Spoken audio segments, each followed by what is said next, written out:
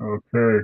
Peace and blessings in the name of our Lord Jesus Christ, who is, who was, who is to come, the Almighty. Obviously, today we're going to be going back to our Bible reading. I'm going to try and make this 4 hours at least. I want to get through Genesis and we can go to the wonderful world of Exodus. But so far, Genesis has been quite good. I mean, Genesis as a book starts off, and I'm just going to explain what that means. I've got to stop saying by the way. I keep saying every sentence. So I've got to try not to do that, refrain not to do that. It's that South London in me, you get me? So yeah, anyway, not say that word. So yeah, I mean,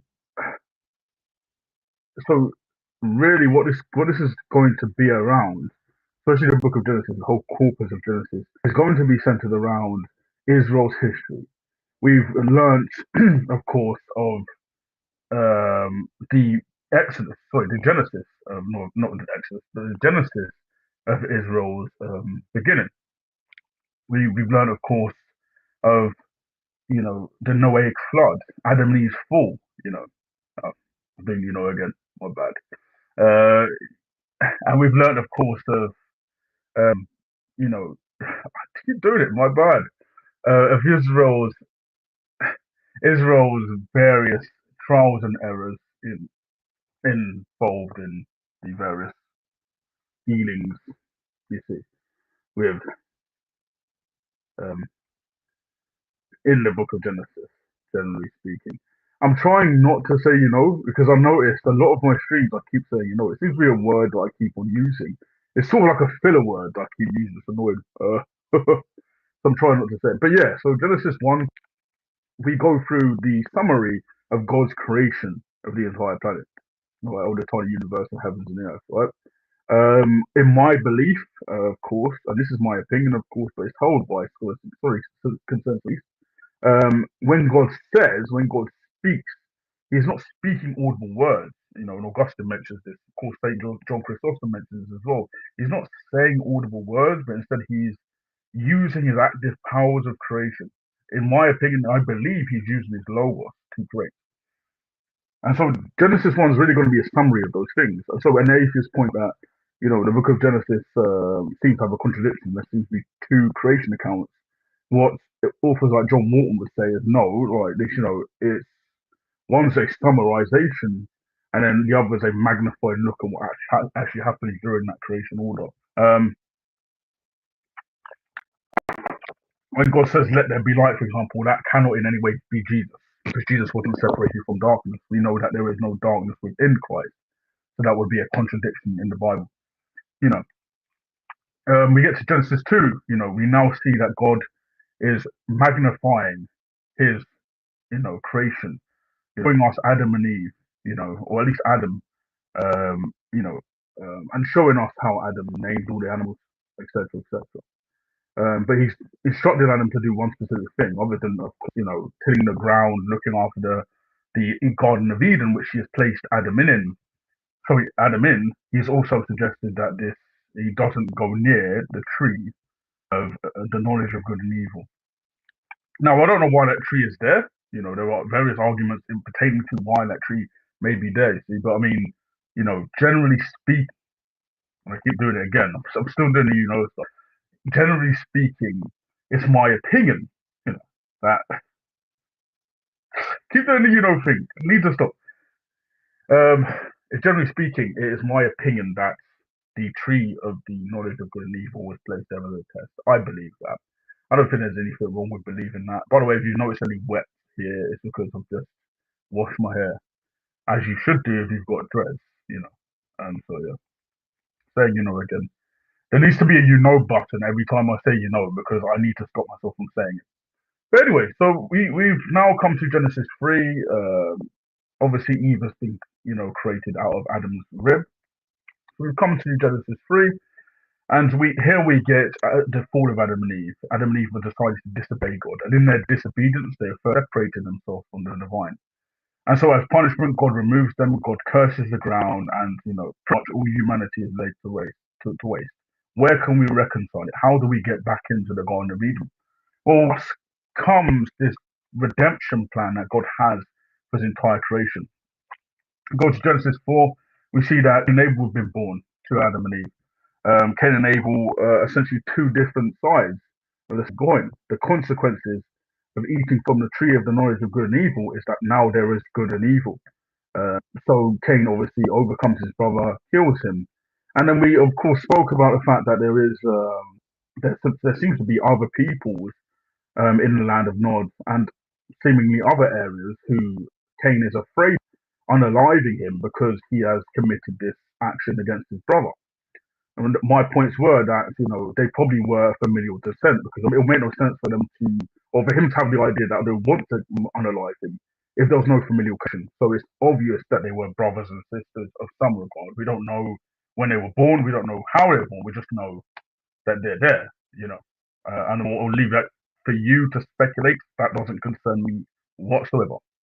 You know, done it again. So now when we get to Genesis 5, we see the history of mankind, the genealogy. We see what is essentially a process of genetic decay. We've moved on from Adam and Eve being the the prior to the fall being eternal and priests and kings tilling over the ground to essentially being disobedient, being wanderers, being vagabonds upon the earth. And their children, dust, lineage, are now suffering the consequences of this. So there's violence, there's war, etc., etc. We've gone through Genesis 6 all the way to Genesis 8, showing the Noahic flood, successors, of course, of Adam leading to Noah, the Noahic flood, why it needed to happen, the Nephilim, of course, relating to supposed sons of God, which were essentially mentioned in the book of Job, by the way, as angels. So we know that they're probably fallen angels of some type, although the actual verse doesn't say fallen angels. We can sort of understand that by, going through the entirety of the Bible and looking for the various references and various terms used of said group of people. So I mean, anyway. So now we've come as far as that. We are now going past Noah, of course, and we are entering into the world of Abraham. Now Abraham has been told by God, who, by the way, Abraham comes from Ur of the Chaldees. There's nothing special about him, and that's the point that Paul makes, is that there's nothing really special about him. He's not, an Israelite. He's not from the tribe this or that. He is simply just a man who God has chosen to fulfill his purpose. That is it. Oh, nice.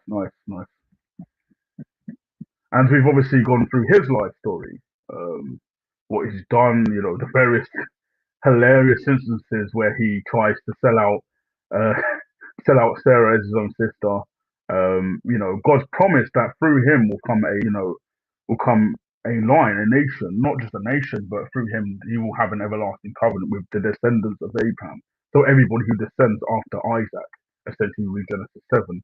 And we've shown the various theophanies in that very passage, the passages to Abraham, which are evidently clear, Genesis 15, I said John, by the way, Genesis 15, Genesis Genesis 16, Genesis 18. Now we're on Genesis 22. And Genesis 22 is going to be an interesting one. I know yesterday I want to read it again because I've got some extra thoughts on that. But I want to read it again to just show you guys, the patterns within it that really affirm the gospel. Because if you haven't noticed already, the book of Genesis has already shown us the gospel. It's shown us the fall of mankind. It's shown us the sacrifice that God has made for us in Genesis 3, where he takes the skin of an animal, preferably a lamb. He takes that skin and covers Adam and Eve after they have sinned. Right? So they saw nakedness. He covers them after they have sinned. And then he promises that in Genesis 3:15 that the son of the serpent will be crushed by the son of Eve. And how much closer to this is Jesus Christ? And when we look through the Testament, don't just think, oh, we're reading a bunch of boring stuff about Israel's history. Really try to look for Jesus. Try to look for Jesus first before anything else. And then if you want to go back and find out, well, what did the Old Testament teach about idolatry? What did the Old Testament teach about statues, icons, worship, prayer? I've done all of that stuff already as it is. So, it's best to go through that bit by bit. So I would suggest that anybody who's a beginner who really wants to, face Islam or, go down to the park, wants to be the next big whatever. I mean, if you want to do that, that's stupid anyway. If you're about promoting the gospel, the best thing you do is follow Jesus' words. In fact, do what Jesus Christ did when Jesus in Luke chapter 27 read out the various passages and taught the apostles the various passages in the Old Testament that speak of him. So we know they're in the Old Testament. We just need to look for them. That's what Jesus said. That's not what we're saying. And we know there was many more because we are not told every single reference or prophecy pertaining to Jesus in the New Testament. We're not told that. You know, we're not told every single one. But Jesus Christ says he is in the book of Moses, and these are the five books of Moses. Anyway, let's go on now. So I'm actually going to show it on screen now, which I didn't really do before. I've already wasted 11 minutes starting it off. Lord, loosen my tongue, please. So let me share my screen. Okay, so Genesis 22, Abraham's faith confirmed. I'm going to be reading from the NKJV. I read from the KJV before, but because I realised the target audience are probably not going to understand the words of the King James because it's pretty much Jamesian and Elizabethan. It's from that era. They're not going to understand it. So best I'll just read in the linguistics that are more common for us. So the NKJV is pretty much an updated version, linguistically than the KJV. The KJV, although beautiful, is very limited in this language, and I have to keep translating it as well. That's the problem. I want to have to keep doing that. So let's continue. Now it came to pass, Genesis 22. Now it came to pass after these things that tested Abraham and said to him, Abraham, and he said, Here I am.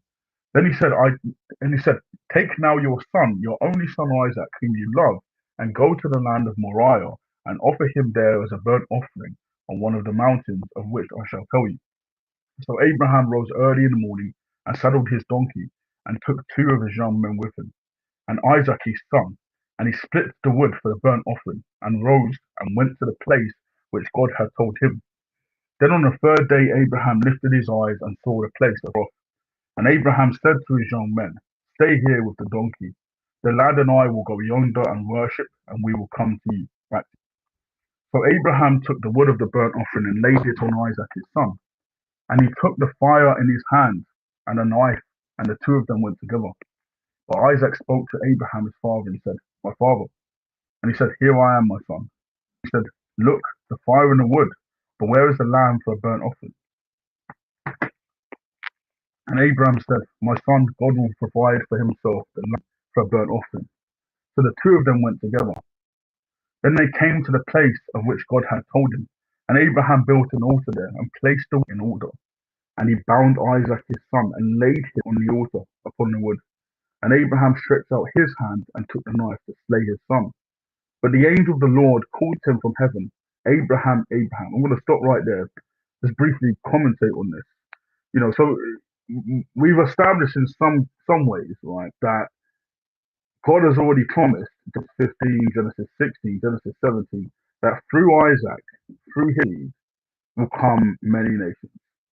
He's promised that, and he's made it clear that he will do it. When Sarah laughs in Genesis 18, saying, how can she have a son when she's not even able to have a period?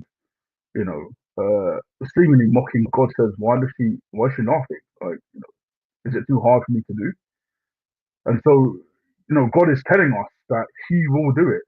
It's not something that he's not going to do. Understand? So because he's going to do it, he's going to fulfill it. We have no reason coming into Genesis 20 to assume any sort of maliciousness on his part.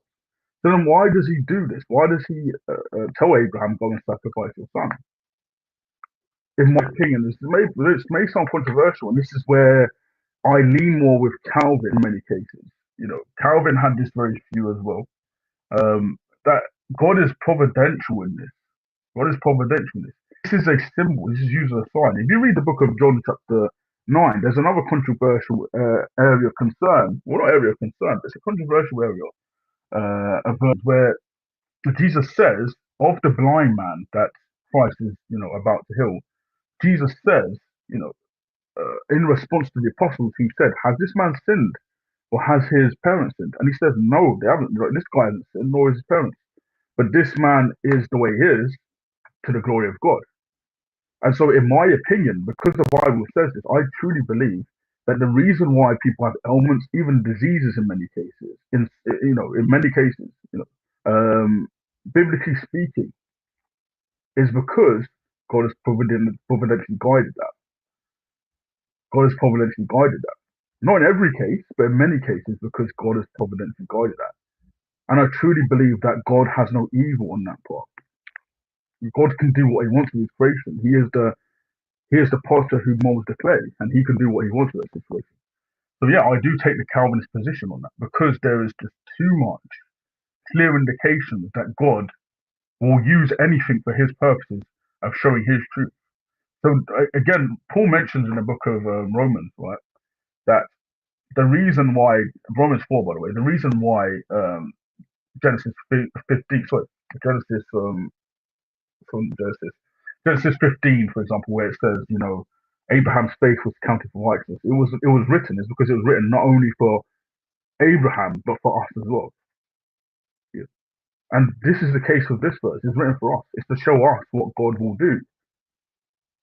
So even though it may seem like a traumatic event, and on God's part, it may seem like something bad and cruel to even suggest that somebody should take their son and go and sacrifice them on the Mount of Moriah.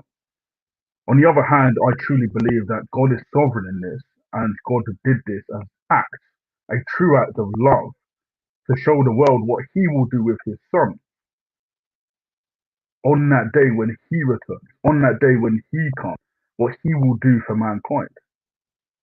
So there's all these different symbols. Typology is what it is, and typology is basically different events, different verses that seem to be affirmed in later scriptures.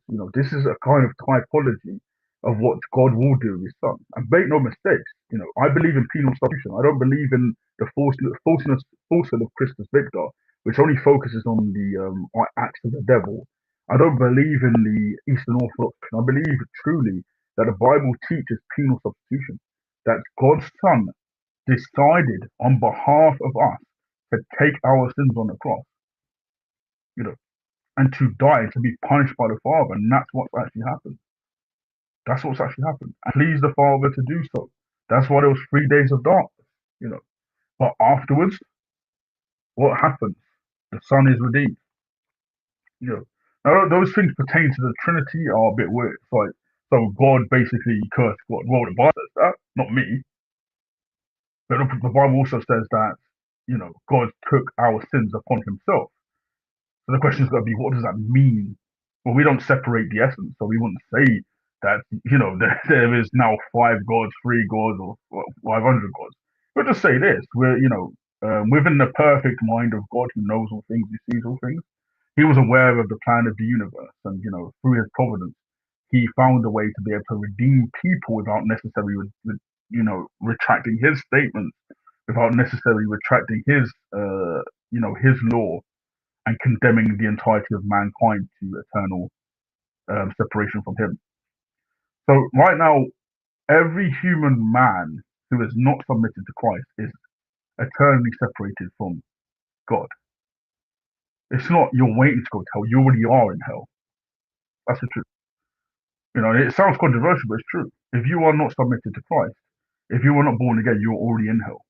Doesn't matter what, and that's my opinion. Look, if somebody wants to have a different opinion, that's fine. But right now you are dead in your transgressions and sins. Right now you are under the wrath of the Father, even if you can't actually see the effects of these things. Even if right now you think it's good, everything's sweet, everything's going your way, God is still angry with you. Whereas those who are cleansed by the blood of Christ, those who have submitted to Christ and become born again, they are redeemed by Jesus Christ. And God knows His own. God, that's ultimately what we're dealing with here. But if you say, I want to live my life apart from Christ, you're essentially away from the life of salvation. That's why you need Christ's sacrifice. But yeah, let me continue. Then they came to the place of which God had told him, and Abraham built an altar there and placed the wood. Oh, yeah, we already read this. But the angel of the Lord called to him from heaven and said, Abraham, Abraham. So he said, Here I am.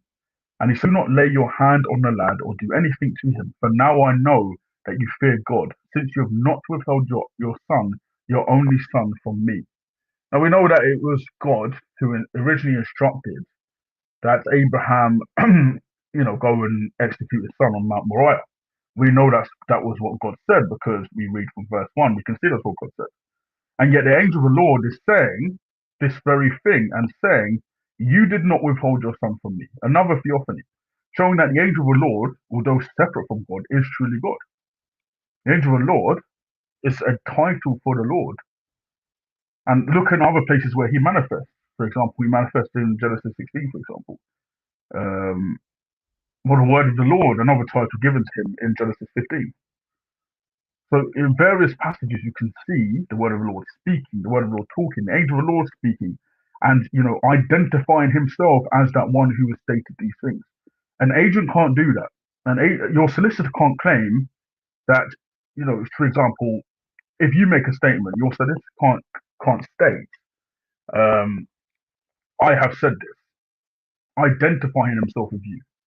So an agent can't do that which is identifying themselves with you. An agent can only quote what you say, but they have to reference you in a quote. So what does this mean? This means the angel of the Lord is God. He's identifying as God. He appears to be, doing the same command, claiming the same command God. This is going to be a big thing when we get to Trinitarian theology, because Trinitarian theology is not just based upon some, Nicene 325 stuff. Like, that's later on. That's people expounding a doctrine that already existed prior to the Council of Nicaea. You can see remnants of it in Origen, Tertullian, Saint Athenagoras, Clement of Rome. You can see it there. It's clearly there. I mean, Ignatius says that God was born of a woman. All the Unitarians just have to say is, well, does he mean small g or big G? Because Moses is called a God. They really do want to rip the Bible out of its context. And they really do not only want to rip the Bible from its context, but even the ones who claim that Jesus is God, they want to say he weren't really saying God. No, he was. Within the first century, they were saying that. So we can't deny the history of the Bible and the church fathers simply for the sake of following after a false tradition, especially Jehovah's Witnesses and 18th century Puritan nonsense. Now, not all of what the Puritan was wrong, I understand, but I mean, generally speaking, Puritans that went off and decided to, follow Unitarianism, in my opinion, Michael Servetus got what he got. You know what I mean? Got what he got, bro. He got what he got. Then Abraham lifted his eyes and looked, and there behind him was a ram caught in his thicket. By the way, I've got a just disclaimer that. So I'm not saying that I agree with any Unitarians getting got. You know what I mean? I'm not agreeing with that at all. Okay, I'm not in any way agreeing with that. I was joking. I don't agree that Michael Servetus should have been alive for simply proclaiming that he was Unitarian. That's just it's what he got. What he got. Anyway, then Abraham lifted his eyes and looked, and there behind him was a ram caught in his thicket by its horns. So Abraham went and took the ram and offered it up for a burnt offering instead of his son. And Abraham called the name of the place, the Lord will provide, as it is to this day. In the mount of the Lord it shall be provided. Then the angel of the Lord called to Abraham a second time out of heaven, and said, By myself I have sworn, says the Lord, because I have done this thing, and have not withheld your son, your only son. Blessing I will bless you, and multiplying I will multiply your descendants as the stars of heaven, as the sand which is on the seashore. And your descendants shall possess the gate of their enemies. In your seed all nations of the earth shall be blessed, because you obeyed my voice. So Abraham returned to his young men, and they rose and went together to Beersheba, and Abraham dwelt at Beersheba. Now it came to pass after these things that it was told Abraham, saying, Indeed Milcah has borne children to your brother Nahor. Huz his firstborn, Buz his brother, Kemuel the father of Aram, Chesed, Azu, Pildash, these are some names for Dildash, Bethuel, and Bethuel begot Rebekah. These 8 Milcah born to Nahor, Abraham's brother. His concubine, whose name was Reumah, also bore Tebah, Gaim, Phahash, and Macha. Um, I noticed his brother Nahor had children, of course, and his children's children obviously begot Rebecca. Rebecca's going to be a big one for Muslims because they believe she was free. They're going to show why she wasn't free and why that's a total lie, right? We're just gonna read what the Bible has to say about it because the Bible doesn't actually give us an age one. We keep hearing this meme, and it comes from some dirty rabbi who was probably, involved in some weird stuff. I mean, we can't know what he was doing. You get me? He said it was free. Where's he getting that information from? Well, he's getting it from the Talmud that said that Jesus was buried in, what, you know, dung. The Talmud says that he was buried in dung. Well, absolutely disgusting. Because what happened is the Pharisees and their descendants hated Jesus Christ so much that they had to invent stories about it. But the Bible says they hated him, and the Bible was an earlier document than the stupid Talmud. Which I mean, honestly, you shouldn't be reading that. It's nonsense. Um, if there's one book I wouldn't bother reading, it's the Talmud. You can't tell me that Jesus was buried in whatever and expect me to read your book. Apparently, there's other stuff in there about them permitting the marriage of little girls and stuff like that, and all sorts of weird stuff. But considering you got that in there, I mean, Lord forgive me, but I can't read that. I can't read that. I can't sit down and read that. Sorry. I would read the Quran. I'd read the Book of Mormon. I would never read the Talmud ever. What I mean, I've got books, but I've got the Book of Mormon. Bro, I've got tons of books here. You're not gonna find the Talmud on my shelf. I'll burn it straight. I'm not gonna have no Talmud on my shelf. That's wild. Um, you know, I mean, to be fair, I've read like excerpts of it on them, and and this is that those, by the way, about Jesus were verified there. I mean, not verified as if they're true, but they actually did say that in their stupid book. So I mean, not reading the Talmud at all. So I haven't. Sarah lived 100, so this is chapter 23 of Genesis. Sarah lived 127 years. These were the years of life of Sarah. So Sarah died in Kirjath Arba, that is Hebron, in the land of Canaan. And Abraham came to mourn for Sarah and to weep for her. Then Abraham stood up before his dead and spoke to his son the Heth, saying, I am a foreigner and a visitor among you. Give me property for burial place among you, so that I may bury my dead out of my sight. And the sons of Heth answered Abraham, saying to him, Hear us, my lord, you are a mighty chief among us. Bury your dead in the choicest of your burial places. None of us will withhold from you his burial place, that you may bury your dead. Then Abraham stood up and bowed himself to the people of the land, the sons of Heth, and he spoke with them, saying, If it is your wish that I may bury my dead out of my sight, hear me and meet me with Ephron the son of Zohar for me, that he may give me the cave of Machpelah, these names, which he has, which is at the end of his field. Let him give it to me at the full price as property for a burial among you. Now Ephron dwelt among the sons of Heth, and Ephron the Hittite answered Abraham in the presence of his sons of Heth, all who entered at the gate of this city, saying, No, my lord, hear me. I give you the field and the cave that is in it. I give it to you in the presence of the sons of my people. I give it to you. Bury your dead. Then Abraham bowed himself down before the people of the land, and he spoke to Ephron in the hearing of the people of the land, saying, If you will give it, please hear me. I will give you money for the field. Take it from me, and will bury my dead there. There seems to be this whole discourse about burying dead. But the reason why is because this will later on become the tomb of the prophets, right? So I think that's why the authors put it in here. I believe it's inspired by God. I believe it's human authors who wrote it. You know what I mean? That's just the case. That's what Christianity is. Sorry, or the Torah. Obviously the Torah and Christianity, you can gain aspects of Israel's history from there, but obviously the New Testament is sort of the Christian guidebook. Um, but for us, yeah, we don't state like the Muslims do that it just came down on flying tablets, or that there was some revelation received to Moses or Jesus. But no, these events were written down. They were penned by humans, experienced stuff.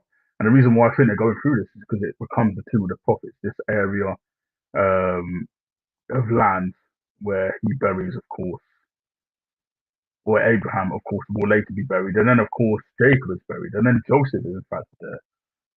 when his brothers are carried back after the Exodus. But I'm skipping too far. And Ephron answered Abraham, saying, "My Lord, listen to me. The land is worth 400 shekels of silver. What is it between you and me? So bury your dead." And Abraham listened to Ephron, and Abraham weighed out the silver for Ephron, which he had named in the hearing of the sons of Heth, 400 shekels of silver, currency of the merchants. So the field of Ephron, which is in Machpelah, which was before Mamre, the field and the cave which was in it, in it, and all the trees that were in the field, which were within all the surrounding borders, were deeded to Abraham as a possession in the presence of the sons of Heth, before all who went in the gates of his city. And after this, Abraham buried Sarah, his wife, in a cave in the field of Machpelah, before Mamre, that is Hebron, in the land of Canaan. So the field and the cave that is in it were deeded to Abraham by the sons of Heth as a property for a burial place. Yeah. And by the way, when the prophets raise up, that's where they're going to be. So, make sure you get around there. Uh, if you want to see Abraham, I wouldn't mind meeting Abraham. I don't think you'll be able to understand what I'm saying, but maybe you will, because obviously you have a new body. That's one thing that you don't really read in the Bible is that everybody just understood what dudes were saying. Because it says that many nations will become one nation. So do we all get like a new language? I don't know. That's an interesting. Genesis 24. Now Abraham was old, well advanced in years, and God had blessed Abraham in all things. So Abraham said to the oldest servant of his house, who ruled over all that land, "Please put your hand under my thigh, and I'll make you swear by the Lord, the God of heaven and the God of earth, that you will not take a wife for my son from the daughters of the Canaanites, among whom I dwell, but you shall go to my country and to my family, and take a wife for my son Isaac." And the servant said to him, "Perhaps the woman will not be willing to follow me to this land. Must I take your son back to the land from which you came?" But Abraham said to me, "Where you do not take my son back there. The Lord God of heaven, who took me from my father's house and from the land of my family, who spoke to me and swore to me, saying, 'To your descendants I give this land,' he will send his angel before you." Again, another theophany, the angel of the Lord again. Uh, "And you shall take a wife for my son from there.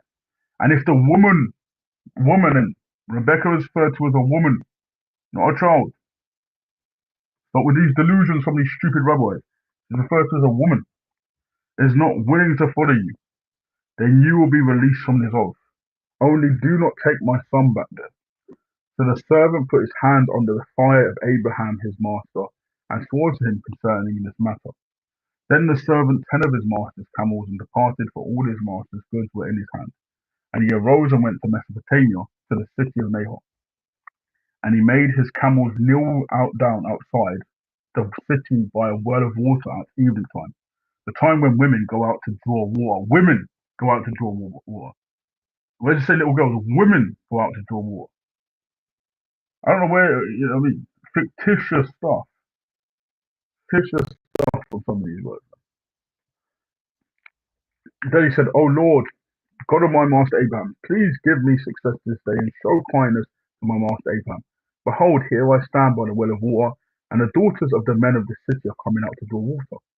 Let it be that the young women to whom I say, please let your pitch, so the young woman to whom I say, please let your pitcher that I may drink, and she says, drink, and I will also give your camels drink. Let her be the one to whom you have appointed for your servant Isaac. And by this I will know that you have shown kindness to my master." And it happened before he finished speaking that, behold, Rebekah, who was born to Bethuel, the son of Milcah, the wife of Nahor, Abraham's brother, came out with her pitcher on her shoulder. And the young woman was very beautiful to behold, a virgin, no man had known her. And she went down to the well, filled her pitcher, and came up.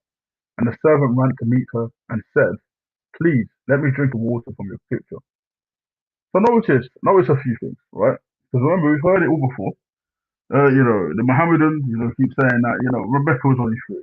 We don't have that here at all, by the way. It's not here. We don't have anywhere where it says very clearly that Rebecca was three. I've already mentioned that, the prophecy prior, where God states that, a young woman, of course, from Bethel will meet with Abraham's servant, doesn't state anywhere that she was free. Now we've got here this statement, the young woman. Now in the Hebrew, because the Hebrew has no word for teenager, by the way, it doesn't. It has no word for teenager. It has no word for young adult either. Like those things are just not within the Hebrew. There are words for virgin. There are words for young women. So we're going to look at the word for young women in the book of Genesis, chapter 24, verses 16. Genesis 24, 16. Because I remember a good 3, 4 years ago, I had a debate with my dad on this. It was funny. And it wasn't on this specific verse, but it was on the idea of the young girls taken captive in the book of Numbers, chapter 31. Now, the verse actually says young women, but he actually read one of the verses and thought it refers to a child. Because in the Hebrew, the word child and woman used together refer to young women. And so they would state that, well, therefore that means a child. And that's not the case. That's not the conclusion. That's not the conclusion to come on. Both those words are important with each other. Separated, yes, I understand that says child, but the words are not separated; they're together.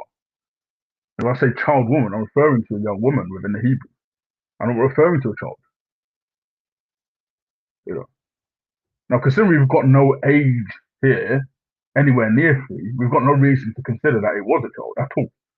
That's an assumption being made, not based upon the text. But let's go to this. I know the word taf will be used, which is a Hebrew word for child, and woman, which is I think nisar. Um, Hebrew, in fact, when you read the Surah An-Nisa, for example, which is a Quranic pass, or it's a book in the Quran, or a chapter in the Quran, sorry. Surah An-Nisa is going to be called the Book of the Woman, right? Because sister language of Aramaic, of course, would be Arabic. So you'd have the same sort of words for woman, you know. But at the same time, they don't have these sort of English words like, young lady or, teenager or, because obviously, like, they just view women as women, you know. For example, they don't have old woman. They just place the word old with woman. you know, you know what I mean? Anyway, let me go to Genesis 24. We're going to talk about the brother Rebecca. Rebecca. This version, by the way, was a bit crap. Says the girl. It doesn't say girl. Um, I know the word Betra used Naira.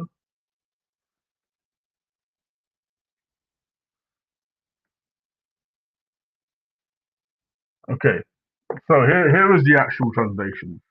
Now, to be fair, there is one that says, little girl. Fine, doesn't improve anything. But most majority of the translations will be of the feminine, speaking of young woman. And in fact, calling her a prostitute as well, which is a bit weird. Female attendant, female servant, of course. So it's generally given that the term that Nara would mean a young woman. Um, you know, because again, languages have meanings. I can call, for example, I could say to a child, "Young lady, get back here," or you could say of a child of a woman that's literally 20, that young lady did this.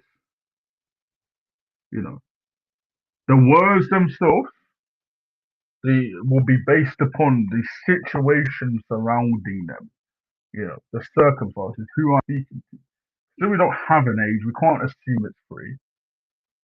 You know, we can't assume any age, in fact. But my guess would be she's a woman. Given that she's already out there carrying stuff as well, and because of the prior verses which states that she was women were going out. I think this was during towards the evening, and going out to fetch water from the well. If you're a 3-year-old, you're not going to be able to do that. It's going to be hard. We're not talking about taps here. We're talking about a giant well. Like, you know what I mean? What? I mean, I haven't seen it. It's probable. Like, it's probably like 0.1% possibility that a child can get water from a well. But I just at that age, like a baby, nah. I just don't see that. And then to perfectly communicate with Isaac and to perfectly communicate with Abraham's servant doesn't make any sense. Also, what's pointed out is that this was a beautiful virgin. Why would that be a surprise?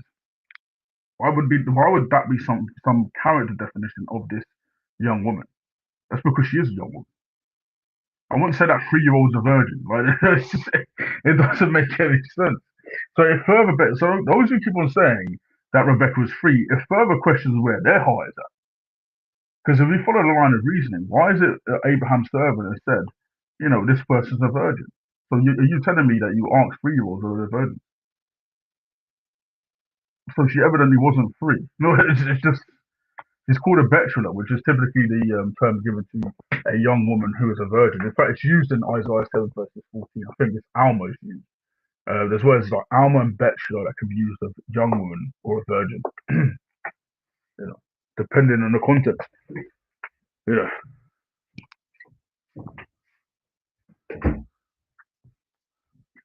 I'd always say that as well. When you're doing any sort of um, narrative uh, hermeneutic principle, when you're trying to read stuff and discover what is stating, sorry, you have to allow for the context of the passages as well. Not assume vindictively things that are not there. Because again, we have you becoming Jimmy Savile because now we have to question whether you think by your own reading some 3-year-old could be, you know, you could go and ask a 3-year-old whether they're a virgin, or that would be a character trait of a 3-year-old. Why would that be a character trait of a 3-year-old? Yeah. So no, just learn to Uno reverse it on them. When it comes to you and say Rebecca was free, learn to Uno reverse it. First, go to Genesis 24, show the context, show that she's called a young woman, and then of course ask them the basic question. If Abraham's servant is pointing out the character trait of this young woman being a virgin, why would that be a character trait? Do you think it's okay to ask the 3-year-old whether they're a virgin or not? Is that a defining character trait of a 3-year-old? You can sort of imagine that how you want to, because it's evidently clear that there's something weird with the rabbis for even suggesting that. But yeah, we've gone on that too long. We've gone on that too long.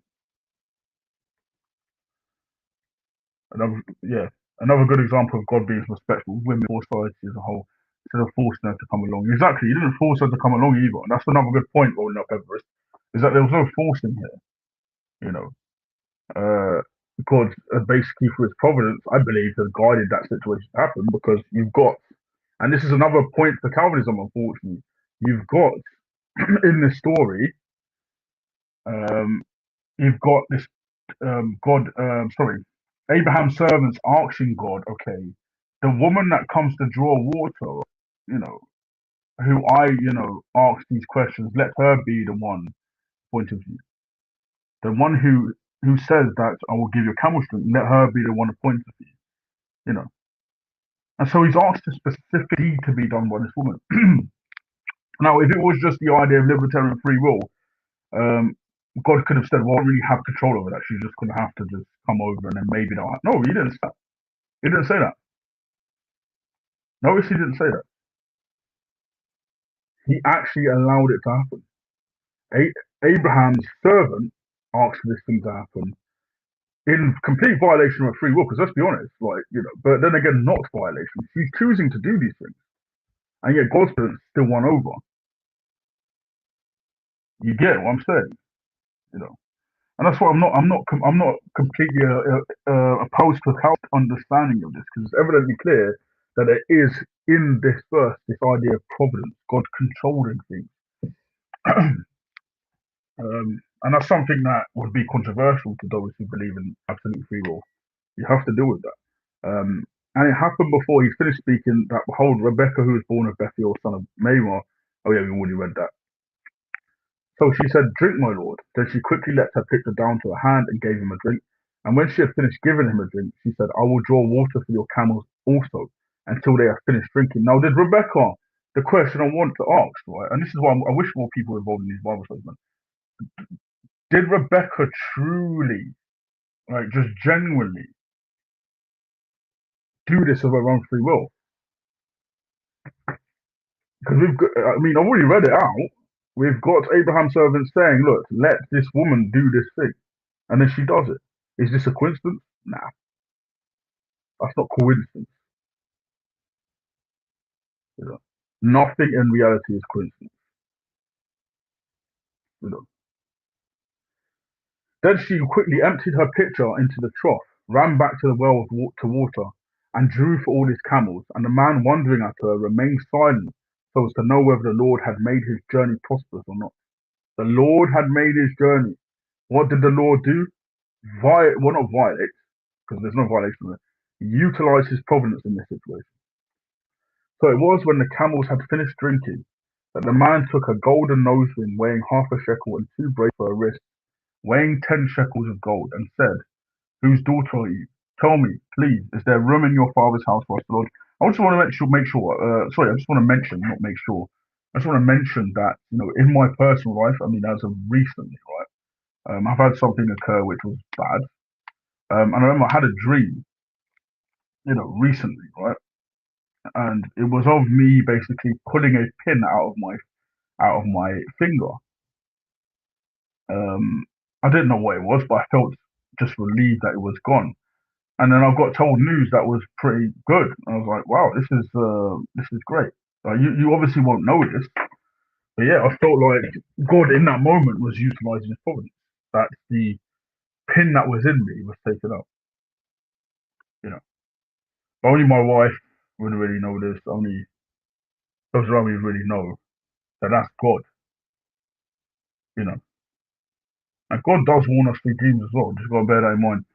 So it was when camels had finished drinking that the man took a golden nose ring weighing half a shekel and two bracelets for her weighing 10 shekels of gold, and said, whose daughter are you? Tell me, please, is there room in your father's house for us to lodge?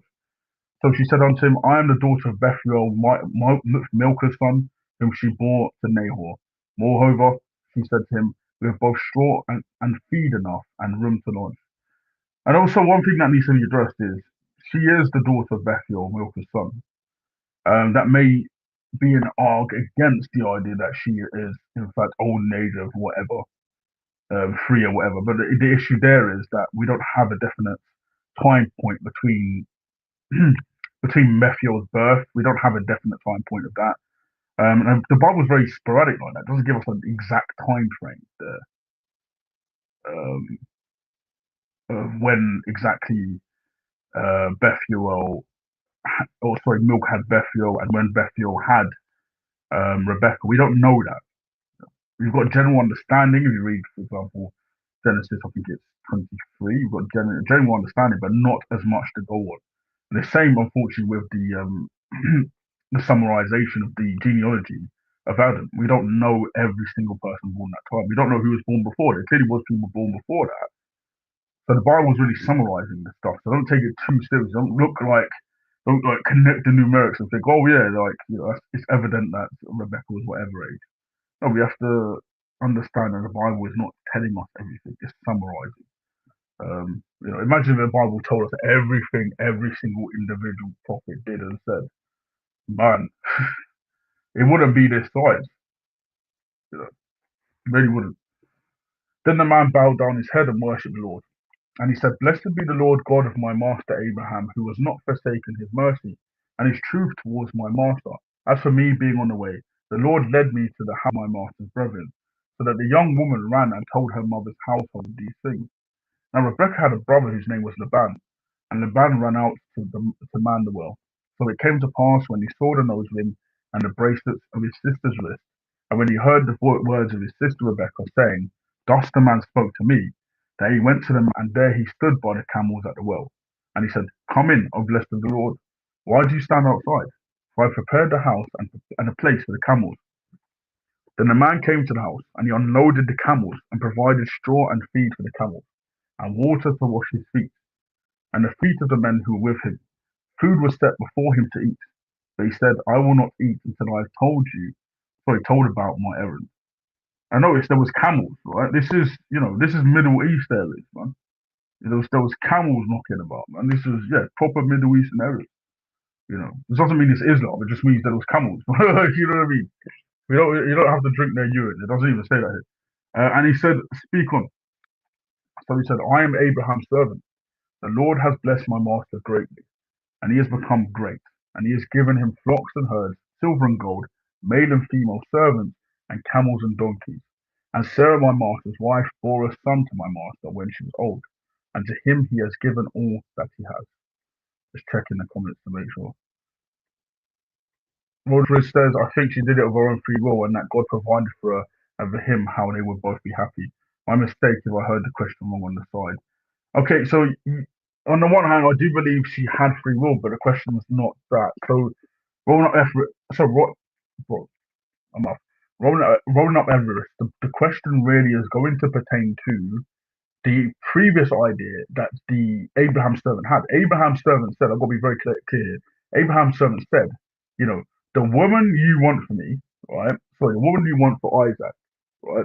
That woman." He said to the Lord, "Send that woman here and make sure she does these things." And those things were, of course, feeding the camel, right? And so he then tests this woman, and she does those very same things. So my argument is, if that's the case, surely she didn't just do that of her own free will, but there was providential guidance on the hand of God. It wasn't a prophecy. A prophecy, revelation from God of things to come. This was Abraham's servant saying to God, you know, make sure this person who is chosen by you does these things, and she did these things. That's not a prophecy. So the question has to be, did God violate her free will in order for that to happen? And I believe that, yes. Well, not even violate, that's the wrong word. Did God utilize his providence for that to happen? Yes. I believe, this is the weird thing about the boy, Bible. It's God's word anyway, so you find these nuances. But, I believe, honestly, that Rebecca could work outside of the framework she was given. And so, although she had free will, she couldn't have worked outside of the framework she's given. And this is a great mystery. What do I mean by the framework she was given? Well, her lifestyle, her circumstances, her thoughts, even down to her desires, are all fitted within the framework of how God has providentially guided her life. So that even if she made any choices, they would always lead to here. And it's not dangerous to think that way. I know it sounds Calvinistic, but I've got to be honest. Like, that's the way I'm leaning more. So now, even though I did a whole stream saying, "Well, I'm not a Calvinist," I'm not going to call myself a Calvinist ever, but I do lean towards that ideology when it comes to, providence. Simply because the Bible has these questions, man. And either you become an open theist and say, "Well, God didn't really know," or God not only knew and did cause that to happen. And if he did cause that to happen, then I'm sorry, it wasn't free will in the sense that she was, free to choose. She could have chosen something else. I don't believe that at all.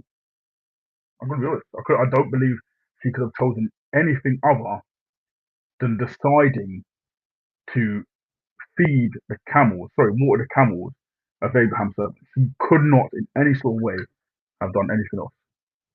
That's my opinion. Um, and I'm still learning this, guys. But as I read it more and more, it's clear that this is the case. Um, so it said, "I am Abraham's servant. The Lord has blessed my master greatly, and he's become great. He has given him flocks, herds, silver and gold, male and female servants, and camels and donkeys. And Sarah, my master's wife, bore a son to my master when she was old, and to him all was given that he had. Now my master made me swear, saying, You shall not take a wife for my son from the daughters of the Canaanites in whose land I dwell, but you shall go to my father's house and to my family, and take a wife for my son. And I said to my master, Perhaps the woman will not follow me. But he said to me, The Lord before whom I walk will send his angel with you, and prosper your way. And you shall take a wife for my son, from my family, and from my father's house. You will be clear from this oath when you arrive among my family, for if they will not give her to you, then you will be released from my oath. And this is an interesting thing.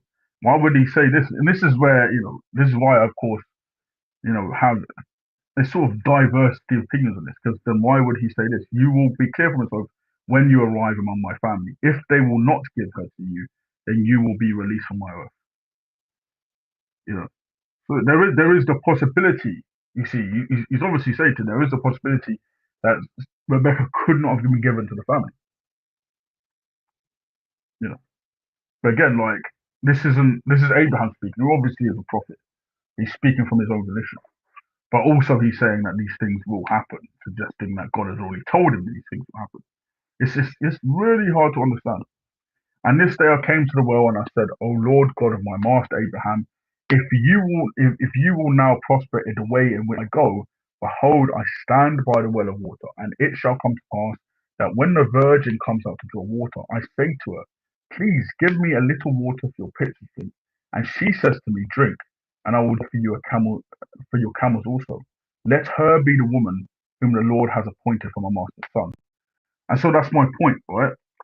Abraham's servant, I said that he said to the Lord, he's asked the Lord, saying, the one of the virgins, because he doesn't know which one. He didn't know who Rebecca was before this, right? He was just told to go and find a daughter from the sons of Bethuel. Sorry, from the children of Bethuel. But what he wasn't told is what she looks like, what her hair is, he doesn't know any of this. He doesn't know any of this. And so he's asking the Lord to fit this criterion. And then Rebecca comes and fits this criterion. But before I finished speaking in my heart, there was Rebecca coming out with her pitcher on her shoulder, and she went down to the well and drew water, and I said, please let me drink. And she made haste and let her pitcher down from her shoulder, and said, drink, and I will give your camels to drink. So the question is, why did she do that? You're telling me that God's involved. There was none of God's involvement in this situation. I venture to disagree, unfortunately. That she just of her own volition decided to do this. It's too coincidental. Too coincidental. Yeah. I believe that, yeah, she's making a choice, but I believe, as I said before, the constraints of the situation were always going to be that she would actually do this thing. There is no way it would have been opposite. Interesting. Maybe if the thing he's influencing you towards has nothing to do with sin or the choice to accept him or deny him, then doesn't break his rules of free will choice. Um, that's interesting. If we're ascertaining the position that free will is, the ability to choose between A and B freely in any given circumstance, then that also would involve things that are not even a sin. You know, so for example, choosing to water camels is not a sin, and not choosing to do so is not a sin. Um, but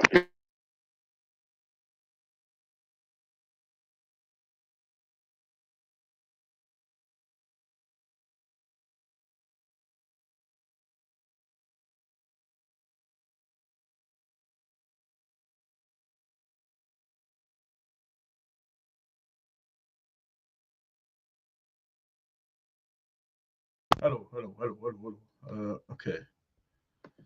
Hello, hello, hello. Yeah, yeah, there we go.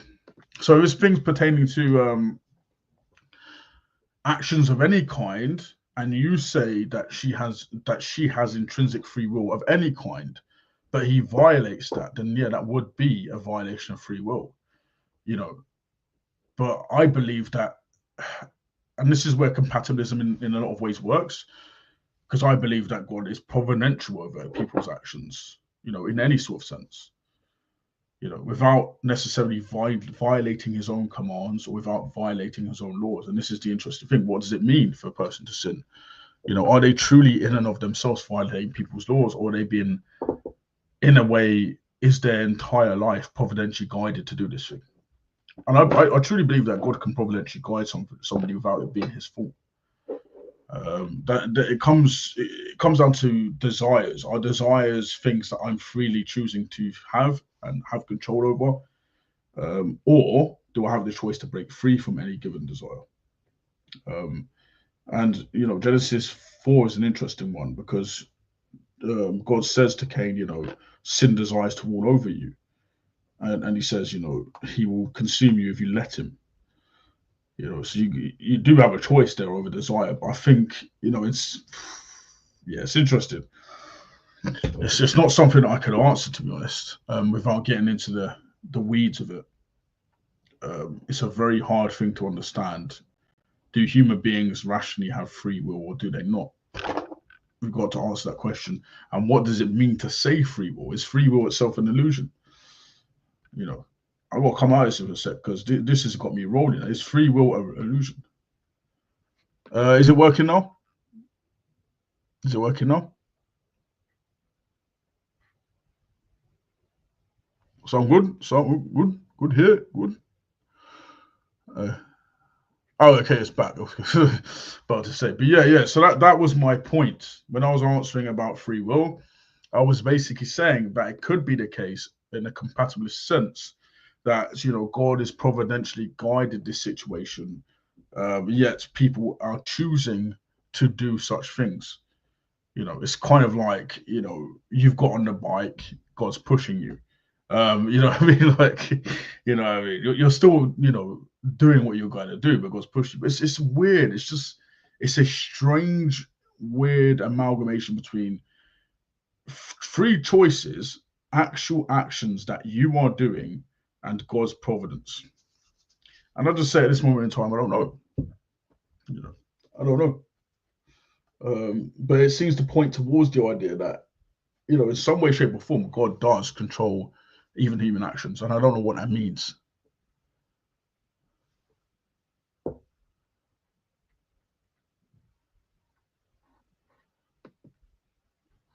So you're talking about more of a modernist view that God is looking down the annals of time, and so he's able to see everything played out, so he just makes a choice based upon that. But I don't believe God waits for anybody. I believe God is already at the end. So if you argue that, some sort of matrix view, although that wouldn't be a matrix view, but I mean, if you argue that God essentially can look down the annals of time, like Molyneux said, Molyneux was a Catholic, by the way. If we argue that sort of position, what we have is open theism, because then God is essentially waiting for us to make a choice. And he's basically seeing us do it, so he just basically follows on from what he's seen us do. And I don't believe that either, because so what you're basically saying is he saw that Abraham's servant would say, let the one who is drinking from the camel, sorry, not drinking from the camel, that's some Islam stuff. So you're basically saying this God foresaw Abraham's servant saying, the one who gives me my camels to drink, let her be the one who is Isaac's wife. And so he basically saw that and was like, And then he saw Isaac's wife Rebecca and saw her doing the same thing. But that's just left it to consequence, which doesn't make any sense. It's like that doesn't make any sense either. Oh, it's just a happy consequence. That's basically atheism. I've got to be honest. I'm not trying to hate or anything. I'm just being honest. Yeah. I'm just being honest. Like, it doesn't really make any sense then, because he's asked God for something, and then all of a sudden that thing happens in what may be a complete violation of what is, the generic term for free will, unless our term of free will is not the way the Bible defines freeness. So we've got to look at what's the Bible defines freeness as. What is the Bible defining free will as? What is free according to the Bible? And I don't think it's the same definition we have. We think we have complete autonomy. I would say no. Because then that situation can't work. It's either open theism, that God is looking down the annals of time, God really doesn't know the future, or he does know the future, he's able to see it, but he's not able to influence it, or he does influence it. And if he does influence it, then there's probably more of a case for compatibilism here. So it's interesting how I'm stuck on Genesis 24, because this is again a problem. This is something which the Bible does bring up. The Bible is a complex book. People say I read the Bible, and they can't tell me a few things about it. Like, I know you ain't read the Bible, because this book is extensive. Trust me. When you crack open this book, when you crack open this book, it ain't an easy read. It's not just, I read the Bible. I read the Bible. Just a good Sunday afternoon. I read it. No, it's just extensive.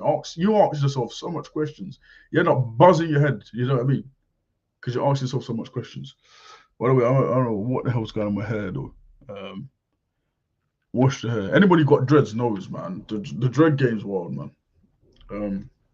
I had free forms when I was younger. At some point, had traditional, had free forms. Now I'm back to traditional, but I need to get the retwist going on again. I haven't had a retwist in more than a few months. I just don't. By the way, if you got dreads, don't ever do comb twists. Get that crochet hook in. Forget comb twists. Comb twists don't do anything. All they do is puff up your hair. Anyway, what was I saying? Anyway, let's go through this. It's a hard conversation to have. Except we don't know it all. I don't know it all either. That's the point. We're all discovering this together. And I hope you're making a mental or a physical note of this. I'm making a mental note of this as well. Genesis 24 and Providence. A good exercise is to go through the Bible and ask different questions. So Genesis 24 and Providence. Anyway, let's get out of Genesis 24. I've been in Genesis 24 so long, man. I hadn't even got to Moses yet. Then I asked her and said, whose daughter are you? And she said, the daughter of Bethuel, Nahor's son, whom Milcah bore to him. So I put a nose ring on her nose and the bracelets on her wrist. And I bowed my head and worshipped the Lord and blessed the Lord God of my master Abraham, who had led me in the way of truth to take the daughter of my master's brother for his son. Now, if you will deal kindly and truly with my master, tell me, and if not, tell me that I may turn to the right hand or to the left. I hope this is showing. Yeah, it is. Amen, amen. Well, glory to Jesus Christ. Then Laban and Bethuel answered and said, the thing comes from the Lord. We cannot speak to you either bad or good. Here is Rebekah before you. Take her and go, and let her be your master's son's wife, as the Lord has spoken. And it came to pass when Abraham's servant heard the words that he worshipped the Lord, bowing himself to the earth.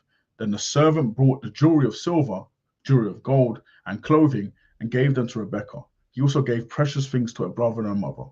Also, by the way, this is why the tradition in the Bible, so in marriage, in Jewish marriage, is to give a token of marriage. That's why we have rings nowadays. Not because it's pagan, but because it's actually biblical. That you can see with Rebekah and Isaac that a token was given, and then the marriage occurred. And marriage in the Old Testament was copulation, but in the New Testament it becomes a sort of union.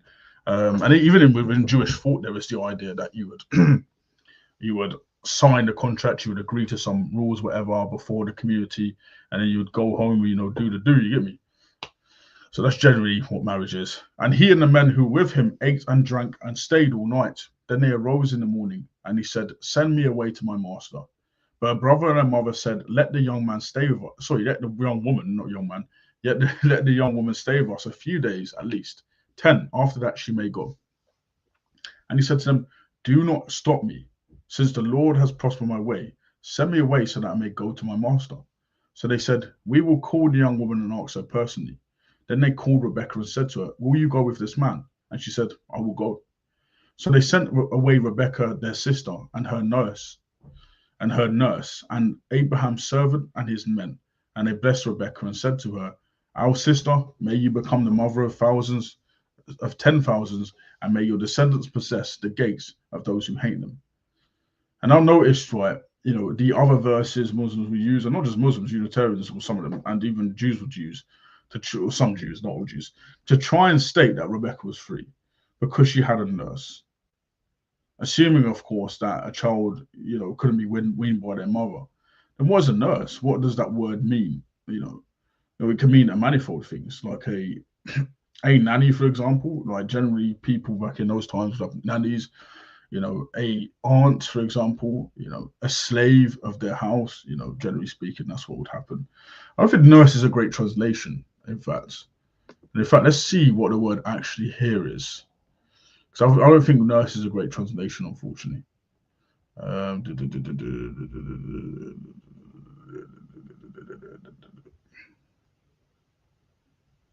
Okay, so just going through, I was on Genesis.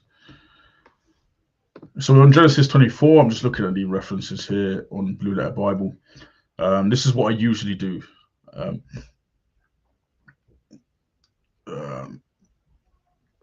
So the word for Yos is Yanach, right? Yanak, right? To suck, suckling babe, to give nurse, nursing woman. The question is, what does that mean? Is this woman a nurse in the sense of we have a baby here, we're going to take her and she will go into the tent of a near enough 40-year-old man? Or, because this is interesting. This is interesting. Or has her nurse from the child of her birth always been there? I think it's the case that a nurse has always been there. And in fact, we've got in Genesis 35 the idea that Rebecca's nurse has died, so she's obviously gotten older as well. We don't know the relationship there to make a definite decision that she must have been a baby because she had a nurse. Let's not go too far with this one, man. Let's just assume, for the purposes of context narrative and for the purposes of consistency, that her nurse was probably living in her house for longer than her just being a child, and she didn't just walk away like on some like Mary Poppins stuff the minute she grew a bit too old. And they blessed Rebecca and said to her, "Oh sister, may you become the mother of thousands of tens of thousands, and may your descendants possess the gates of those who hate them." Then Rebecca and her maids arose, and they rode on the camels and followed the man. So the servant took Rebecca and departed. And notice how the nurse is going. Now it's been changed to her maids arose. Is that contradiction? No, I think actually her nurse was actively her maid as well. That's another good reason why you shouldn't affirm the idea that Rebecca was free. I don't know what this is going on.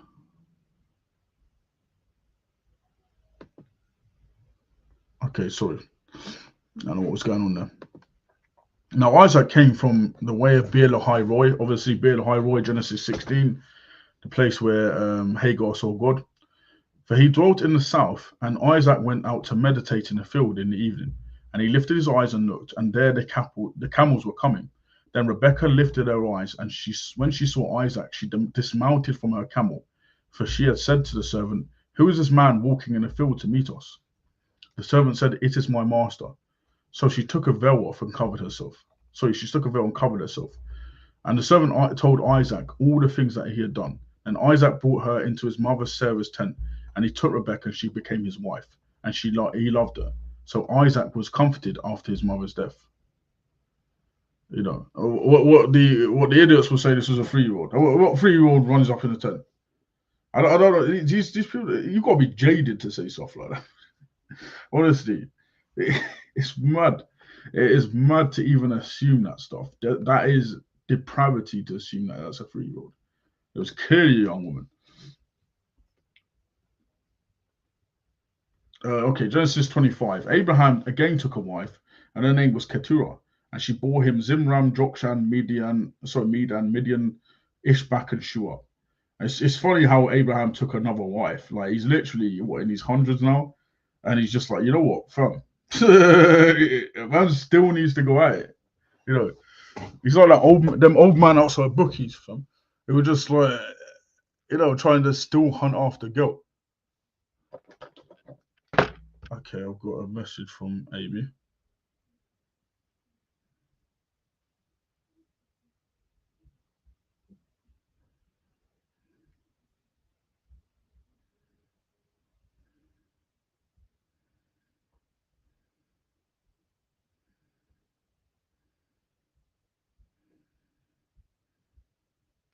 Yeah, I got a message from Amy about somebody towing somebody's so a Lambo got towed, man. Oh wow, that's absolutely insane. Well, somebody's lost Lambo. But anyway, so yeah, Jokshan, we've got Seba and Dedan, the sons of Dedan of Ashrim. What was I saying again? Abraham got a new one. Yes, Abraham decided to get a new woman at the age of 100, man. That's just wild. And the sons of Midian were Ephah, Hanok, and Abidah, and Eldar. All these were the children of Keturah. And Abraham gave all he had to Isaac. But Abraham gave gifts to the sons of the concubines which Abraham had. And while he was still living, he sent them eastward, away from Isaac his son, to the country of the east. I mean, Abraham was a player, man. Abraham had tons of women on the go. This is something that's really ignored. He had a few women on the go. You know, he wasn't just one guy, Jimmy. Like he's properly on. You know what I mean? Thank God for the new birth, of course. You know, we can only have one woman. Unfortunately, we can't go beyond God's word. You know, we just can't. You know what I mean? It's it's sad we don't live to prior to the Israelite kingdom. But I mean, yeah, we have to keep continuing. We can't be doing all that stuff. That makes me think in prophecy in relation to free choice as well, because they need to be controlled to a certain extent so they don't mess up God's word. That makes me think about prophecy in relation to God's free choice as well, because they need to be controlled. And that's the point. There is some form of determinism here. In order for prophecy to be true, there has to be some sort of determinism at play. Even if we don't understand the levels of that determinism, there has to be some sort of guidance from God for those events to actually happen. So for example, there are many prophecies of Jesus in the Old Testament. There's many prophecies of the Virgin being born. If that didn't happen, maybe Mary could have said, "Oh well, no, I don't want to do that. I don't want to do that. I'm not really in the mood for that. To be honest, never had a child. Don't want to have a child right now." If we follow the line of reasoning of those who believe in libertarian free will, that could have been possible. But I don't believe it would have been possible. I believe it would, given the preconditions of Mary's life, she would have always have chosen to accept God's offer. So it almost makes choices redundant. I think choices matter, but I just think they're illusory in the grand scheme of things. You know what I mean? I guess since God told him he would make him a father of many nations, he wanted to help jumpstart a bit. I mean, yeah, that's a good point. I mean, at this time, like things like things like adultery and stuff do not exist. They just don't. At this time, this is prior to the law, so you don't have the Mosaic law at this time. So you obviously, anything's permitted, generally speaking. God still has his law. God still hates the actions and misdeeds of individuals, but he hasn't yet given that stuff out. Even the actions of Moses he dislikes, even the actions of the Israelites he dislikes, and he shows his unfavor towards them. Even the actions where they're claiming to follow his law, but they're twisting it and denying his truth. So, yeah, the law wasn't in and of itself perfect, because the fact is people were not, one, following it, and two, they couldn't be saved by it. They need to be saved through Jesus. This is the sum of years of Abraham's life, which he lived 175 years. Then Abraham breathed his last and died in a good old age, an old man and full of years, and was gathered to his people. And his sons Isaac and Ishmael buried him in the cave of Machpelah, which is before memory, in the field of Ephron, the son of Zohar the Hittite, the field which Abraham purchased from the sons of Heth. There Abraham was buried, and Sarah his wife. And it came to pass after the death of Abraham that God blessed his son Isaac, and Isaac dwelt at Beer Lahai Roi. Now this is the genealogy of Ishmael, Abraham's son, whom Hagar the Egyptian, Sarah's maidservant, bore to Abraham. And these were the names of the sons of Ishmael, by their names according to the generations. The firstborn of Ishmael, Nabijoth, then Kedar, Abdil, Mibsam, Mishma, Duma, Massa, Hadar, Timar, Jetah, Naphish, Kedma. These were the sons of Ishmael according to their names, by their towns and their settlements, 12 princes according to the nations. These were the years of the life of Ishmael, 137 years, and he breathed his last and died, and was gathered to his people. They dwelt at Havilah as far as Shur, which is east of Egypt as you go towards Assyria. He died in the presence of all his brethren. So notice, remember we read Genesis 17 already, the prophecy pertaining to Ishmael, who made many nations. He'll be a great nation. There'll be 12 princes that will come from him. We now have that fulfilled here. We don't have any further Ishmael line pertaining to a later prophet called Muhammad. We don't have that, because the line of the covenant comes through Isaac. We already established that, Genesis 15 and Genesis 17. I don't know. It's wild to even suggest that, but yeah, there you go. This is the genealogy of Isaac, Abraham's son. Abraham begot Isaac. Isaac was 40 years old when he took Rebekah as wife. We don't have her age here. The daughter of Bethuel, the Syrian of Padan Aram, the sister of Laban, the Syrian. Now Isaac pleaded for the Lord for his wife because she was barren. And the Lord granted his plea. Rebekah's wife conceived, but the children struggled together within her. I need to charge my dame.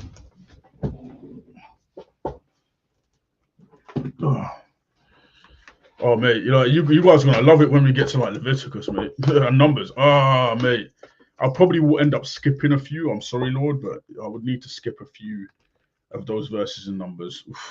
Mate. The Padan Aram and all that stuff, bro. I can't. It's Paul and Padan Aram. And the Lord said to her, 2 nations are in your womb. Obviously, this is Jacob and Esau. What am I talking about? This is Jacob and Esau. 2 nations are in your womb. 2 people shall be separated from your body. 1 people shall be stronger than the other. The older shall serve the younger. Obviously, love this story, by the way. I love the Joseph story a bit more. In fact, that's the one I'm waiting to go to. I don't really care about it. But anyway, so when her days were fulfilled for her to give birth, indeed there were twins in her womb, and the first came out red. He was like a hairy garment all over. So they called his name Esau. After his brother came out, and his hand took hold of Esau's heel, so his name was Jacob. Isaac was 60 years old when he bore them. So the boys grew, and Esau was a skillful hunter, a man of the field. But Jacob was a mild man, dwelling in tents. I like that. They just call him a mild man. That's that's the ancient term for gamer. Because that's what gamers do. That's what I do, man. Straight gaming, bro. He wasn't really out there, like he wasn't a roadman like that. He was, he was a yard man. He wasn't a roadman, he was a yard man. You're a yard man. You stay in yard. You don't really go out. A mild man dwelling in tents. And Isaac loved Esau because he ate of his game, but Rebekah loved Jacob. Now Jacob cooked the stew, and Esau came in from the field, and he was weary, which means tired. And Esau said to Jacob, please feed me with that same red stew, for I am weary. Therefore his name is called Edom. Okay, that's interesting. But Jacob said, sell me your birthright as of this day. And Esau said, look, I'm about to die, so what is my birthright to me? Then Jacob said, swear to me as of this day. So he swore to him and sold his birthright to Jacob. And Jacob gave Esau bread and stew of lentils. And he ate and drank, arose and went his way. Thus Esau despised his birthright. Right, notice how Jacob now becomes the firstborn of Isaac. Because Esau sold his birthright, which you just don't want to do. And oh my day. Dude, I hope this is not the actual Muhammad Hijab. Are you here, Muppet? You're a joker. Still making mother's jokes. Bro, what happened to your wife, dude? Are you still trying to chirps like Muhammadina on WhatsApp? Are you mad? Oh, this has got to be a troll. This is hilarious, man. This is hilarious. I doubt Muhammad Hijab would actually come on this stream. He just wouldn't. But this is just cringe, bro. You silly boy. What, are you gay or something? What do you mean allow it, bro? You don't even know what you're talking about, man. You see this? This is cringe, bro. I swear this is a troll account. I can tell it's a troll account. I can't click on it, unfortunately, but yeah, it's a troll account. Right, Muhammad Hijab, you are an embarrassment. I literally destroyed you in that debate. You got RKO'd. You got RKO'd in that debate. I remember that debate, actually. That was hilarious, man. He got upset and started trying to quote Numbers 31:18. It was embarrassing. Do you still believe the Quran advocates for marrying 5-year-olds, Hijab? If it does, then boy, you must love them 5-year-olds, isn't it? A small boy with a spider haircut. Bro, I could bench more than you now. Keep it calm, dude. Keep it calm, dude. You didn't destroy me. You got destroyed. It got so bad, in fact, that you were trying to threaten to fight me afterwards. How pathetic was that? You look like a fat kid in the playground. It was embarrassing for you, Hijab. I don't care what you are. I I don't care what you're pro in, bro. For me, you're a pro in giving, you know, I ain't gonna say it. Like, I'm just gonna be straight with you. You're a pro in giving back shots, bro, to man, innit? I know what you and I know what you and you know, what's his name? You know what I mean? Your little brother there. You know, I forgot his name. I'm glad I forgot his name actually. Ali Dawa or Ali Diva are doing. I know what you guys are doing, Habibi. Huh? Yeah, that's what you're pro in, bro. Don't come over here with that nonsense. I'm a pro MMA fighter. You got bodied by Khabib. Was it Khabib, innit? You got bodied by Khabib. That's what. Okay. I said you're pro body. Oh man. I'll give Muhammad Ajab one thing, right? You know, him and his, you know, fat backside, still to this date, has not been able to rationally discern a great argument for, you know, the Quran confirming the Bible. He still hasn't been able to rationally discern that. He still can't do it. You know. I mean, I guarantee that you didn't win any fights. You didn't win any fight at all. In fact, every fight you've been in, you've lost, man. Like, literally. And I heard that Muhammad Ajab, by the way, got beaten up like outside the train station. So it's wild of him. It's wild of him, man. He was going around like being the big I am. No, you didn't, bro. You didn't. Just relax yourself, man. Just relax yourself. You're just clowning. And he doesn't speak like that. I don't know why you're pretending to be Muhammad Ajab. He doesn't speak like this. I did, bruv. Check my record. Oh, wait. Look, have you got anything better to do instead of clowning, dude? You know, talking about people's mums? Bro, we've seen your mum. So, I mean, I can't say anything. We've seen your mum, dude. So, I mean, it is what it is. You know what I mean? We've seen your mum, bro. Bro. Oh, man, these clowns. The birthrights are also God's blessing, providentially, somehow as well, right? I guess what I'm asking is, when we read the blessing, should we wait to read it as God's voice speaking through him? That's a good question. So, I mean, I guess what I'm asking is, should we read blessings, read it as God's voice? I mean, yeah, to a certain extent. I mean, he's a prophet, right? But I also believe that God providentially guided that situation. Oh yeah, by the way, hijab, right? Would you be willing to have a conversation about Islamic fatalism? Your mom's a beautiful Jennifer Aniston. Who's this clown, bro? I wouldn't even say that about my mom, bro. Straight, bro.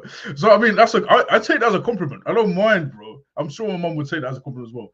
But no, my mom does not engage in bestiality, so she would not like to sleep with you. But I would like to have a genuine. I know this is a troll account, but you know, generally speaking, Muhammad Ajab, if you ever do watch this, let's have a debate about Islamic fatalism versus Christian Calvinism. Let's talk about it, because I'll be able to show that Allah, in fact, is demonic. He is literally fatalistically guiding people to commit adultery and all sorts of sins. Don't tell me no trolling. You've just come in here and chatted crap about my mum like a 5-year-old, bro. Bro, this kid's 30, bro. First of all, I'm 30. What you like, 35 or something? What do you mean you ain't got time for that? So you got time to speak to little boys like Sig about, you know, nonsense on Trinitarianism. You got time to get G-checked on. I know this is a clown. You know, the great Muhammad Ajab gets cooked. Okay, then Golden Shower Boy, do one. You know, do one Golden Shower Boy. Considering you wanted David Wood and AP, the most ugliest people on the planet, to go and, you know, get naked and piss on each other, you are no way coming here telling me about myself. Forget that, bro. Let's get your opinion on it. Well, obviously, my mum saw the debate and she knew I'd won because you ran like a little girl. And supposed claims of fighting me, because that's all you guys have got. You know, let's actually get this debate going. Let's go, bro. You know, instead of asking people to piss on you, let's have a debate. Golden Shower Boy. Let's just get this going, bro. You can jump on the stream right now. Let's go. In fact, I will let you up, Muhammad Ajab. I will let you up straight. You want to come up? Here's the link. Come up. Don't be scared. If this is a real hijab, come up. Oh, man. And watch how he just ghosted it now. Watch how he ghosted now. And I want to see your camera as well. I want to know this is a real hijab. You know, don't just come up with some bloody nick and try to chat crap in the chat. No, jump up. Don't be a coward. You boy. You're finished, boy. You're finished, boy. Come up, hijab, man. If that's the real hijab. It probably isn't the real hijab. But come on, let's go. Come on. You see, he ran. This is what I mean. Little boys run. You know what I mean? Makes sense. He's got all that smart stuff to say about mom and this thing and that thing. Like he's probably 12-year-old. You know, my man's in like, you know, year 7, set 8, class orange, chatting about moms when he's got like how many baby mothers, bro? And what's that stuff on WhatsApp? You want me to play that stuff on WhatsApp about you, hijab? Yeah. Even if that isn't a real hijab, I don't mind gunning down Mohammed Hijab because Mohammed Hijab is an embarrassment. You know, he's been cooked by everybody he knows, including his own ex-wife, who he married through WhatsApp, bro. He's not going to come up. Don't worry, he's not going to come up. And the link is in the chat for him, but he's not going to come up. You know. But I'm straight down for like a debate on fatalistic determinism versus compatibilism. I'm fine with that. Because you're telling me that Allah wrote on a pen everything I'll do, and yet you've got Dawa agents out there doing what God knows what, for what reason? Why it doesn't make any sense. I don't care what you are. I don't care. You're calling yourself all this stuff and you can't come up. That don't make no sense. You got. I don't care. You may have all of these balls for all sorts of exams, and I'm a scholar. I'm an Oxford Don. I went to university. I studied. I don't care what you did, bro. Come up. Could care less what you did. You're telling me your credentials, your CV. I forget this, bro. Come on. This isn't a job interview. Come on. The StreamYard link is there. Jump up, bro. Imagine I'm asking for a debate on Islamic determinism, and my man's still in the chat talking about himself, jacking himself off. Just come up, bro. Seriously.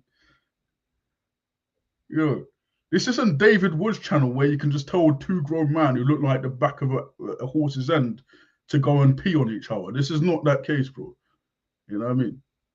What do you mean, no Diddy? You're the one who said it. At least if you're trying to impersonate hijab, do it properly. At least admit that you literally said to David Wood that he should piss on AP, bro. Oh, man. I can't. You can't be telling a man to do that and think anybody's going to take you seriously. People are going to call you a batty, man. Straight batty, man. Nobody's going to respect you for doing that, man. But I know Diddy, mate. Get up, bro. The link is in the chat. Come on.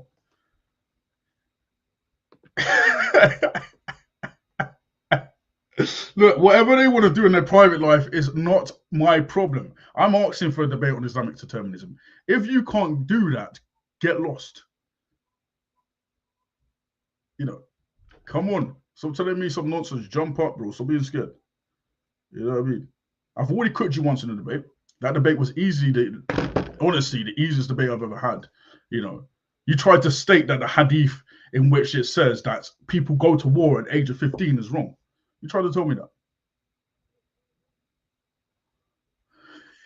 that. Now he's just saying gay stuff. No, what is this? He's now speaking about, people pooing and, some fruities. Why are you being so gay in the chat, bro?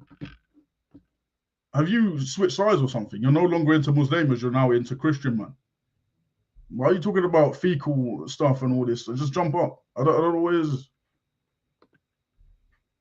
Oh, mate, like, you know what I mean? One thing that, you got to understand about the mindset of the Mohammedan is that it's foul, it's rude, it's repugnant. And this is why they do stuff like this. Jump up, bro. Nobody cares about whether you... You can see this. I'm just going to put this up. This is literally from Mohammed Hijab. I'm trying to see whether this is his channel or not. I'm going to try and check whether this is his channel. Yeah, it's a fake one. It's a fake one. 4th of July. So that was made literally today. You made an account today to meme. But here's the thing. I don't mind cussing hijab on the stream because hijab is a clown. But bro, if you're going to make a troll account, at least do better, bro. At least do better, bro. You know what I mean? Get some help. Stop it. Get some help. Stop it. Get some help. Anyway, let me block your mad, retarded backside from this chat, because you're just distracting me from reading the Holy Bible. He's saying my debate was repugnant. Don't care. So he said the debate was most repugnant. You performed out there. Now your mistress must be. Yeah, you see, and this is how I know that this person really is not hijab. He's a demonic little rodent, probably the same dude who keeps coming up here talking about Amy's, whatever.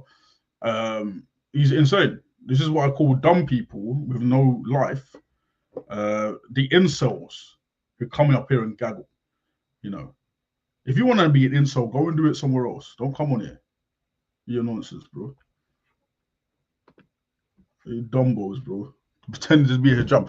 I don't mind you checking a hijab. I would easily cook him on Islamic determinism.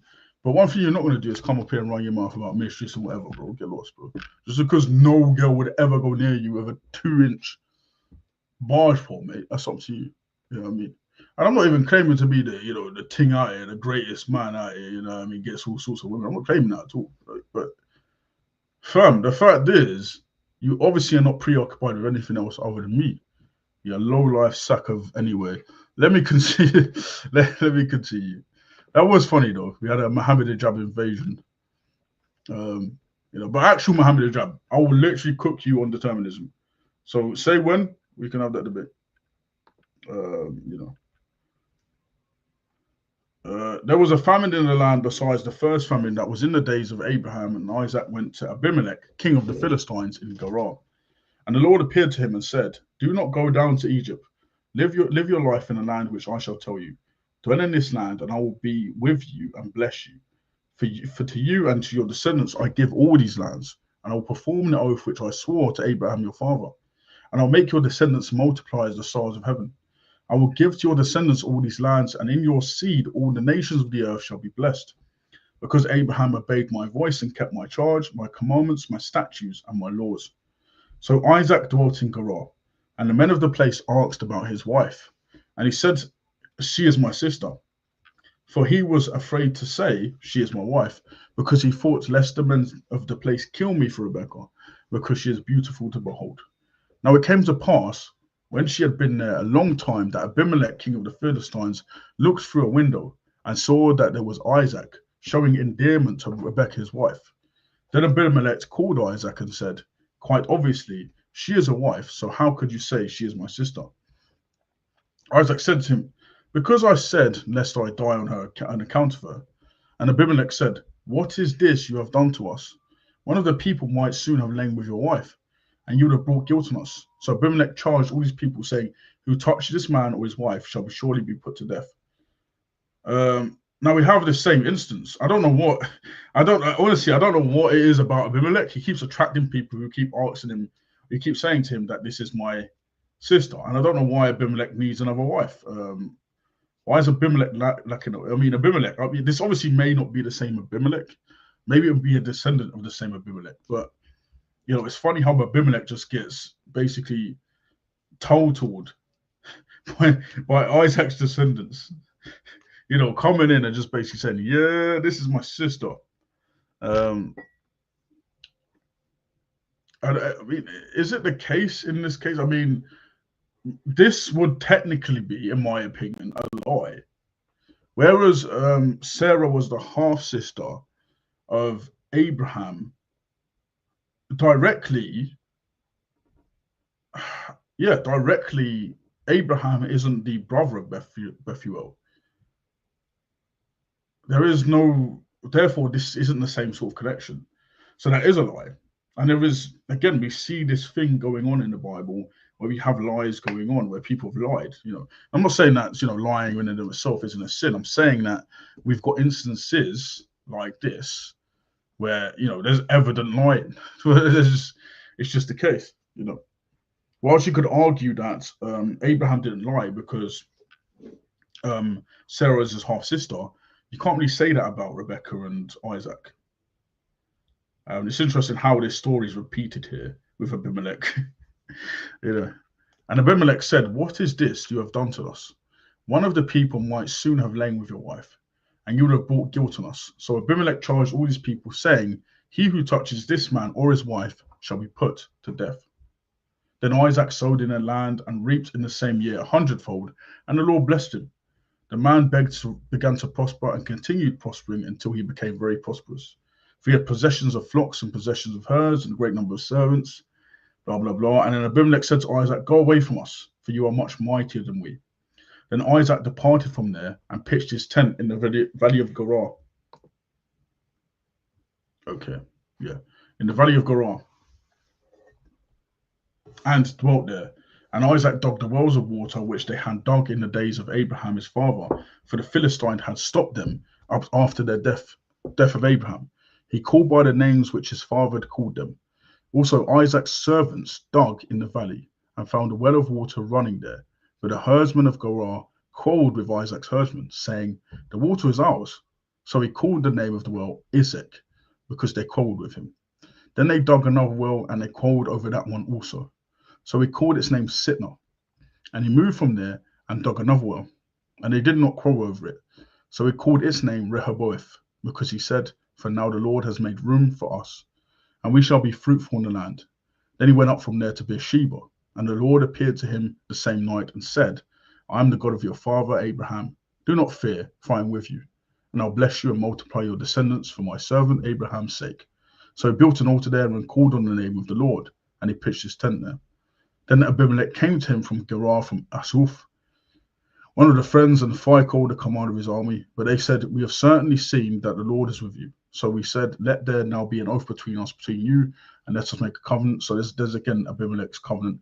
So he made them a feast. They ate and drank. They arose early in the morning, and it came to pass the same night that Isaac's servants came down and told him about the well which he dug. Yeah, we found water. So he called Sheba, therefore the name of the city is Beersheba to this day.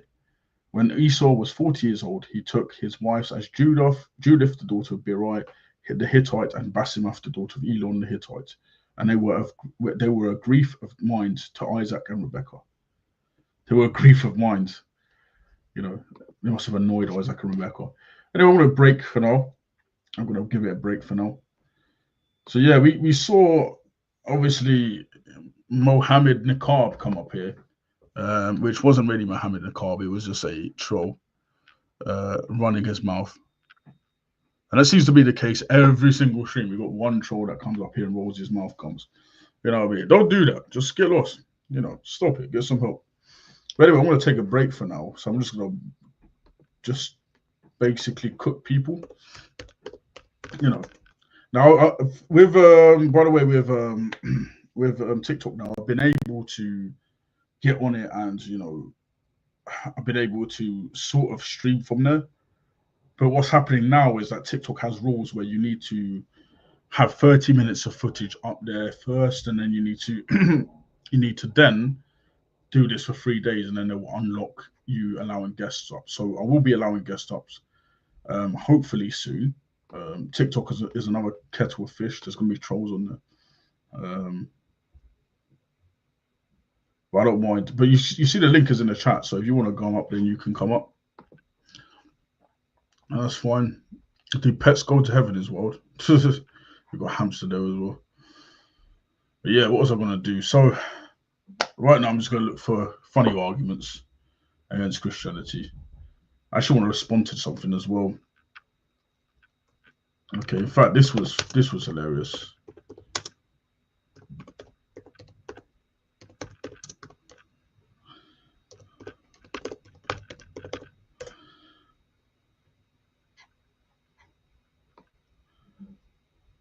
Two hours and 40 minutes, 2 hours and 80 minutes. Within the papist circles, there's this been idea that obviously Luna Incentium says that he's worship the same, so they're giving due reverence to the same God as the Christians.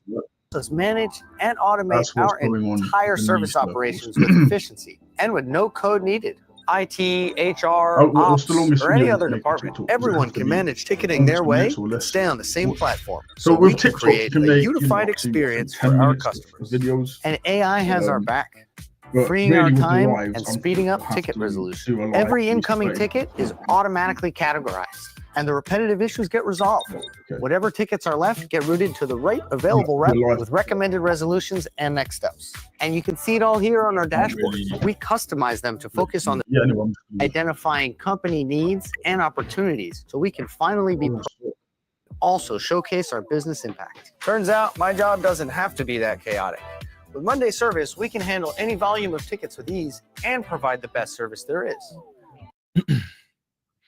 Hey guys, welcome to Capturing Christianity. Tonight we are asking the question, or really answering the question in debate form, do Christians and Muslims worship the same God? I've got Dr. Trent Doherty, Dr. Christopher Tomaszewski, I've got Jay Dyer and Father Ananias with us tonight. And the format for tonight is mainly open dialogue, but we do have some opening statements at the very beginning of the show. So there's going to be 10 minutes for each side. I should mention, oops, we've just lost. Oh, there he is. He's back.